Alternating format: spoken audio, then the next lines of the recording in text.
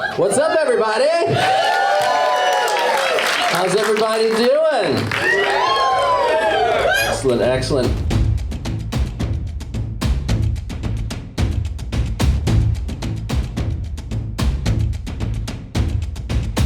My name is Ben Cox. I am the writer, director, and producer of Touch. It is a short film that I created as a standalone short, but also a proof of concept for what a bigger TV series could be. And Touch was actually born from an immersive theater experience that I developed about 5 years ago. And it explores what a dystopian near future would be like, where all physical human contact is controlled and regulated by a government through these mandated things that are called Skindicators that every citizen is mandated to take. And it just is a very interesting dystopian love story is what I call the short.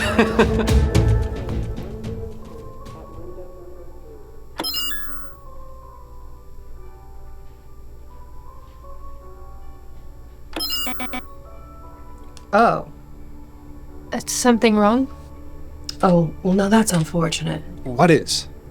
Well, it appears your SCS score is no longer compatible with Dana's. But we were approved. All I know is this says that your social credit score is currently not high enough to qualify for physical intimacy with someone with a score like Dana. But I consent. I don't care about the score. Oh, honey, your consent doesn't matter. The party has to consent. I'm Samantha Hope Lockwood. I was production designer, costume designer, basically all of the design elements of the film. I did a couple other small things. I was the intimacy coordinator as well. But I worked really hard on the design and the concept psychologically of the film.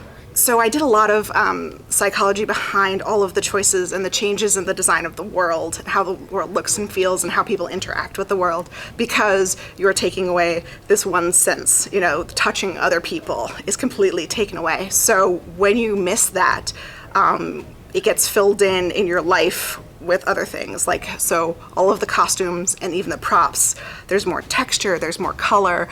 All of the outfits have more buttons, more zippers, more seams, because you take longer to get yourself ready, to touch yourself, because those are only physical touch things that you get in a day. And even like the people who are in the party, there's a lot more makeup. They spend more time on their hair and their makeup. Everything is a lot more overly done, because once you lose that touch, you are trying to overcome that with other sensations. We also tried to bring in a lot more color and even the visual aspect of scents. There's a lot of candles, there's a lot of flowers.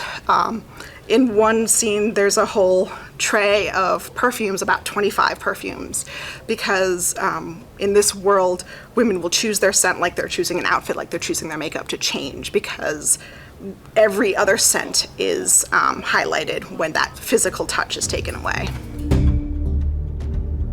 A side effect of the government dictating who could be intimate was that reproduction had fallen to what was deemed perilously low levels. The party's solution? Selecting women to do their patriotic duty and breed for the good of the species. With the right looks, the right brains, the right social credit, you too could be allowed a child. For some, it was a blessing. For others, a nightmare. We workshopped two versions, actually. There was going to be a very long, like a 2-hour, big, full cast piece, and then we were also workshopping a smaller piece for audiences of one. And that was the one we did first. We started doing it was about a 30-minute experience for solo audiences, where you got to be brought to this meeting of the rebellion and going on this sensory journey. Because one of the things in the broader world is capital punishment involves removal of the senses.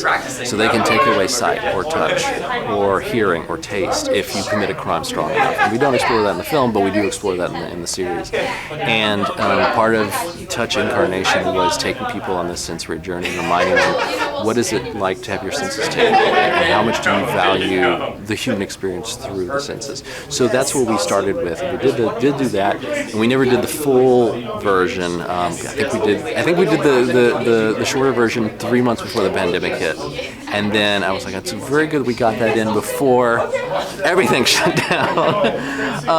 But the pandemic, gave me the time to actually sit down and be like, how could this be developed into other forms of media? So, yeah, I think there's a lot of stories that could be told with this concept.